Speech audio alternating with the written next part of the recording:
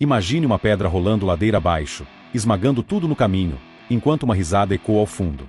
Não é exatamente assim que começa os Flintstones, mas poderia ser, porque essa série é uma avalanche de ideias que mudou a televisão para sempre.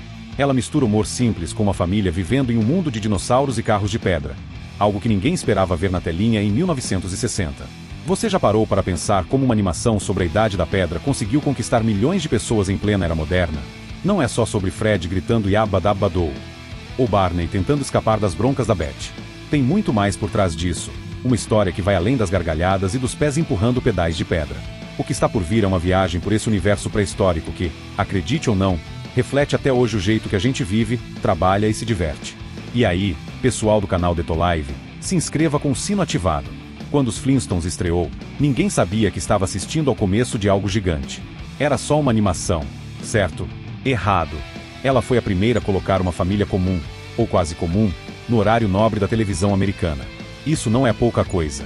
Antes disso, desenhos eram coisa de criança, algo para passar na manhã de sábado enquanto os pais dormiam. Mas Fred, Vilma, Barney e Beth chegaram para mostrar que a animação podia ser para todo mundo. E o mais louco, eles fizeram isso sem computadores, sem efeitos digitais, só com tinta, papel e uma ideia maluca de misturar o passado com o presente. Como uma coisa tão simples virou um marco? E por que, décadas depois, a gente ainda lembra do som do apito da pedreira? Essa abertura não vai te contar tudo agora. Seria fácil demais jogar todas as cartas na mesa. Mas fica a promessa. Você vai entender como os Flintstones saiu de uma sala de roteiristas para virar um ícone que atravessa gerações. Vamos falar do cenário, dos desafios, das viradas que quase derrubaram tudo e do legado que ficou. Tem história de sobra aqui, desde os primeiros rabiscos até os episódios que fizeram o mundo rir, e às vezes até pensar. Então, prepare-se para cavar fundo na Bedrock, porque essa pedra vai rolar até o fim. Os Flintstones é uma animação que nasceu em 1960, criada pela dupla William Hanna e Joseph Barbera, os mesmos gênios por trás de Tom e Jerry. A série estreou no dia 29 de setembro daquele ano, na emissora ABC, nos Estados Unidos. A ideia era simples: pegar uma família típica dos anos 50 e jogá-la na Idade da Pedra. O resultado foi Fred Flintstone, um operário barulhento de pedreira, casado com Vilma, uma dona de casa esperta. Ao lado deles, Barney Rubble, o melhor amigo de Fred, e Beth, a esposa dele, completam o quarteto principal. Tudo se passa em Bedrock, uma cidade fictícia onde dinossauros são eletrodomésticos e carros são movidos a pés. Fred é o coração da série. Ele trabalha na pedreira do Sr. Slate, um chefe rabugento que vive cobrando resultados. Fora do trabalho, Fred é aquele cara que adora boliche, comer costelas gigantes e meter os pés pelas mãos. Vilma, por outro lado, é o equilíbrio. Ela cuida da casa, dá broncas no marido e, mais tarde, vira mãe da pequena Pedrita, que nasce na terceira temporada, em 1963. Barney é o oposto de Fred, baixo, tranquilo e sempre tentando evitar confusão. Beth, a esposa dele, é doce e muitas vezes parceira de Vilma nas aventuras. Depois, em 1964, chega Bambam, o filho adotivo dos Rubble, um bebê forte que já nasce quebrando tudo. A série durou 6 temporadas, até 3 de abril de 1966, totalizando 166 episódios. Foi a primeira animação a ir ao ar no horário nobre, às 8h30 da noite, competindo com programas de gente grande. Isso mudou a televisão. Antes, desenhos eram só para crianças. Os Flintstones mostrou que dava para falar de trabalho, casamento e amizade de um jeito que pais e filhos rissem juntos. O impacto foi imediato. Na primeira temporada, a audiência explodiu e a série virou febre. Bedrock é quase um personagem à parte. A cidade tem casas de pedra, lojas, um drive-in e até um clube chamado Leais Ordem dos Búfalos d'Água, onde Fred e Barney passam metade do tempo. Os animais são ferramentas vivas. Um mamute é chuveiro, um pássaro é toca-discos, um dinossauro é guindaste na pedreira. Tudo isso é uma sátira aos anos 50, com eletrodomésticos modernos trocados por versões pré-históricas. A graça está aí, o passado imitando o presente. O contexto da estreia é importante. Em 1960, os Estados Unidos viviam a Guerra Fria, o boom econômico pós-Segunda Guerra e a explosão da cultura suburbana. As famílias assistiam a seriados como I Love Lucy e The Onemans, que mostravam casais brigando e rindo. Hanna e Barbera pegaram essa fórmula e transformaram em animação. Eles admitiram que se inspiraram em The Onemans, com Fred sendo um Ralph Crandem de caverna e Barney como Ed Norton trapalhão. Mas os Flintstones foi além, criando um mundo único. A produção também tem sua história. Hanna-Barbera já era conhecida por animações baratas para a TV, usando menos quadros por segundo, a chamada animação limitada. Isso cortava custos, mas exigia criatividade. Os cenários de Bedrock eram simples, com cores chapadas e poucos detalhes. As vozes originais, em inglês, vieram de atores como Alan Reed, Fred, Jean Vanderpyl, Vilma, Mel Blanc, Barney e Bea Benaderet, Betty, nas primeiras temporadas.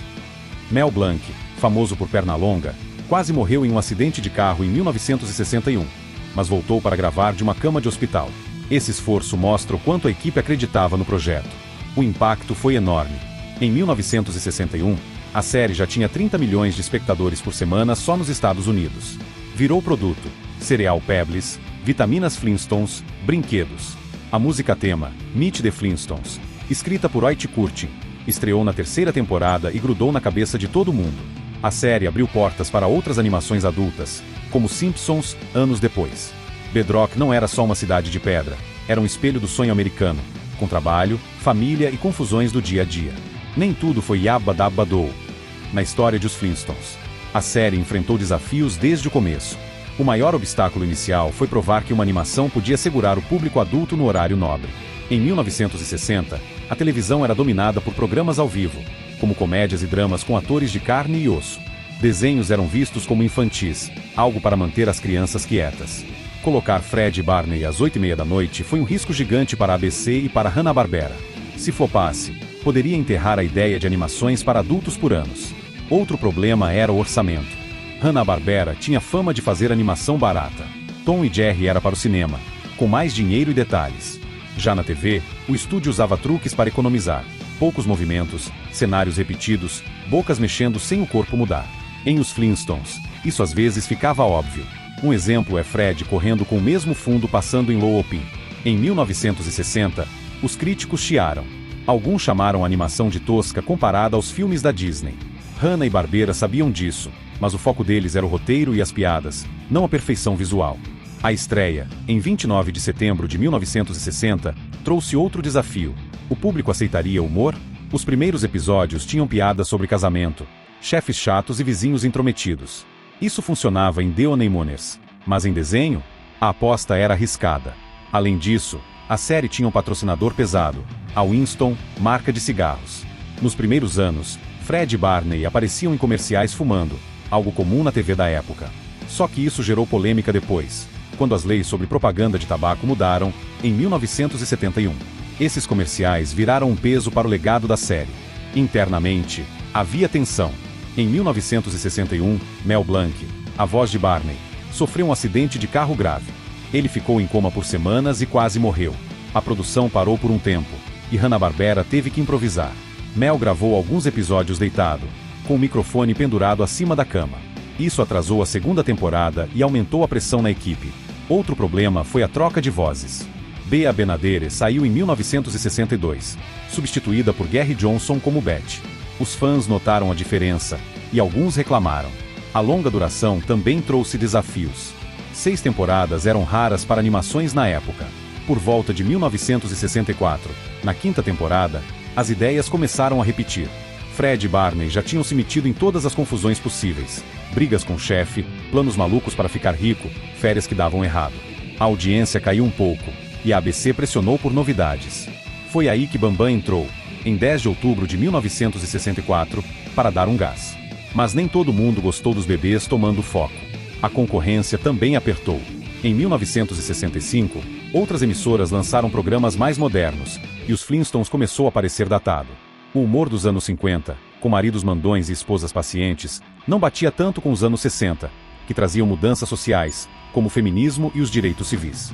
A série não acompanhou isso, mantendo Bedrock no mundo à parte. Em 3 de abril de 1966, o último episódio foi ao ar, fechando uma era. O desafio final foi o cancelamento, mas o legado já estava garantido. A história de Os Flintstones tem várias viradas que mudaram seu rumo. A primeira grande reviravolta veio logo na estreia, em 29 de setembro de 1960. A audiência explodiu, com 30 milhões de americanos assistindo por semana na primeira temporada. Isso calou os críticos que duvidavam de uma animação no horário nobre. A ABC viu que tinha um sucesso nas mãos, e Hanna-Barbera ganhou mais liberdade para criar. Foi o momento em que Bedrock deixou de ser só uma ideia e virou um fenômeno. Outra virada importante foi a chegada de Pedrita, em 21 de fevereiro de 1963. O episódio The Blessed Event mostrou Vilma dando à luz, algo raro em animações da época.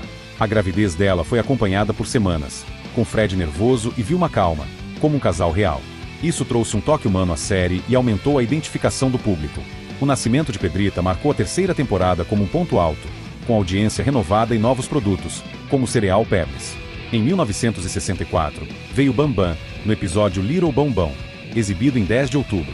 Barney e Betty, que não podiam ter filhos, encontram um bebê forte abandonado na porta. A adoção dele foi outra virada, trazendo frescor à trama. Bambam e Pedrita viraram estrelas, com episódios focados nas travessuras deles. Isso salvou a série de um desgaste na quinta temporada, quando as ideias estavam rareando.